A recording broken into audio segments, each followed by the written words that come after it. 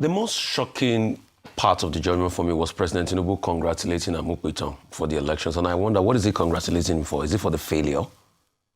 Even by, like your data points out, 48% of the polling units got their logistical materials as I went due. 48. If you get 48 over 100, is that not a failure? So maybe I'm at sea. Since Fela sang about elections, after the 83 elections in Nigeria have constantly gone down. Like you said in your data, 20% of the people came out to vote. Is that not a death blow on Anambra that people don't even care about the president because they feel the president is a fraud, is manipulated, it's a scam? Then there was open buying. You see, Anambra election now became highest bidder. Even the governor, it was vote bazaar. The governor himself came out to say that even if they pay 100,000 per voter, I will still win. So he acknowledged that there's an open vote buying market, and everybody was. The police architecture they put in there, over 55,000 police officers that they said, total failure. In fact, EFCC was parading people with money in vote buying. That's the picture. So that picture making it around is the reflection of Anambra election. So I don't know what we are celebrating in this election. Okay, congratulations to Soludo anyway. We got 422,000. He had a landslide. He trounced everybody and all of that. Yeah, triumphalism. But I don't know what we are celebrating. What we should do, we should be donating tears for democracy this morning. And like I said before, INEC was already failing. You and Dr. Abati were arguing with me that day. I still stand by that. But for me, I have a first test case to justify what I said earlier on. I hate to be triumphalist in nature, but it happened because I know. You know why I told you INEC was already failing that time? Why? Because culture will eat strategy for breakfast. Is this the first election you hear that they will bring 55,000 police officers? People will not still come out for vote. They will still be vote buying. In fact, this time, there's a new mix to it. Sausage roll and malt and money. That's what they are sharing this time. So, congrats, Governor Soludo. Anyway, you've been given the mandate. You can change the lives of people. And I pray that it's going to be well with India Anambra. Other people are shouting and saying the election was cashed. Please don't go to court. I'm not advising you. Unwosu, the ADC person, don't waste your money. Don't go to court. Please. I'm not going to be there to say get to court. No, don't go to court. I'm being very brutally honest. As regards government saying an 81 decreased rates, you see, I'm not saying, I'm a patriot to the core. I want Nigeria to do well, but I'm not saying government should not espouse talking points. But let us do it with facts. You said 81% has dropped. But did the government also remember that as at 2024, Nigeria, that was already, I think, in position number 8 before, has climbed back to number 6 on the Global Terrorism Index. Our rating is 7.5 out of 10. Very unfortunate. So that means we are pass mark in terrorism. Pass mark 7.5 or 7.6 out of 10. If a child gets 7.5 or 7.6, is it not pass? That's almost an A. That's almost an A. So that's where we are getting almost an A in terrorism. And we also like the government to show us the empirical fact to the statistics, because underreporting is even happening. So we like to show us the facts, how they got that 81% dropping, because the IDP camps are still flourishing everywhere. People are still doing things in the IDP camps. Secondly, as regards the Muslim Islamic Council saying that, is it that they are saying that there are no killings of Christians? Because I don't understand. You see, I don't want to go into that tunnel because it's a rabbit hole. It's not a fight between Christians and Muslims, because that's the way people have turned it now. Please, it's never a fight. All we are just saying is all Nigerian life matter.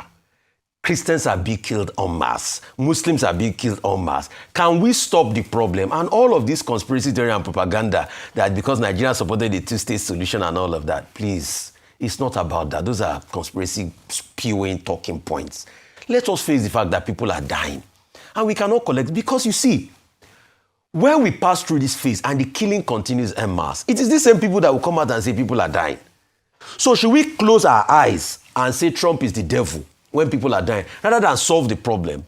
But as with always everything that destroys Nigeria is the fact that people will now make it about tribe, about religion, about your section of the country, and the country will never move further. So after 15 years, those that are now still debating, oh, there's no Christian genocide, there's Christian genocide. Is it that they've not killed enough people in Nigeria? Because I don't even know the kind of mindset we have in this country.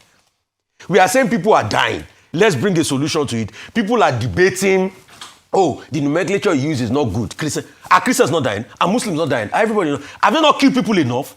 Should they be killing people? Should our country have pass mark 7.6% in terrorism? Please, all Nigerian lives should matter. And as regards the PDP, one day, one drama. I'm sure the drama is going to continue after this. It's not going to stop. Because the wiki factor will come again with another thing. And probably, maybe they will go to courts. All right, okay, let me start.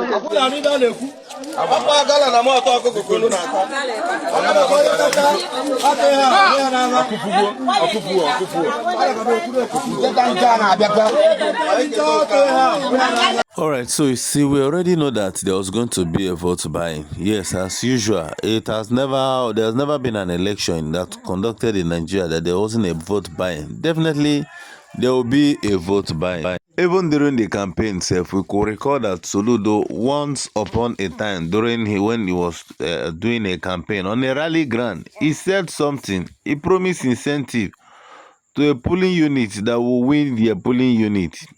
Yes, that is vote buying indirectly. Having said that, you see everybody, all the what's it called, agent, everybody will now start be running around to ensure that their polling unit wins.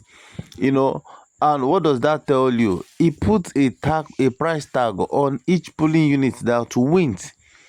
So definitely, and look at what is going on here. If you watch this video closely, you could hear, this is so that somebody will not come and say, this is not Anambra. That's why I will have to play the audio a little so that you can see and hear what they are saying. That he was trying to tell somebody that what you are eating now is from fowl, and which is a trademark of Apaga.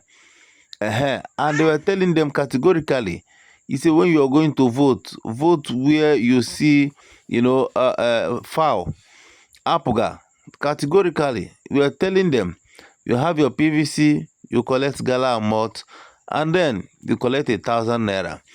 You see, so these politicians, they know what they are doing. They intentionally impoverish people to an extent that they wouldn't have any choice than to take this. If you look at this, 1,000 naira, and then this gala amount, at least it will sustain you for a meal. And you don't have any choice than to go over and then, compromise. And some of these persons, they know where they will get all these persons. They know that the elites will not buy into this. The civilized ones will not buy into this. Yes, the educated ones will not buy into this. And so they go into the villages, they go into the communities, the grassroots, gong. And that is why this orientation need to go down to grassroots, because they are the people who makes the vote. They are the people who cast the votes. You see, the educated one, they won't even come out to cast votes. And at the end of the day, they'll go to the communities, to the grassroots, and they manipulate them. They promise them heaven and earth, manipulate them, and get their votes. Buy their votes. We could remember that P2B came out and was saying that his own polling unit were selling votes as cost as 30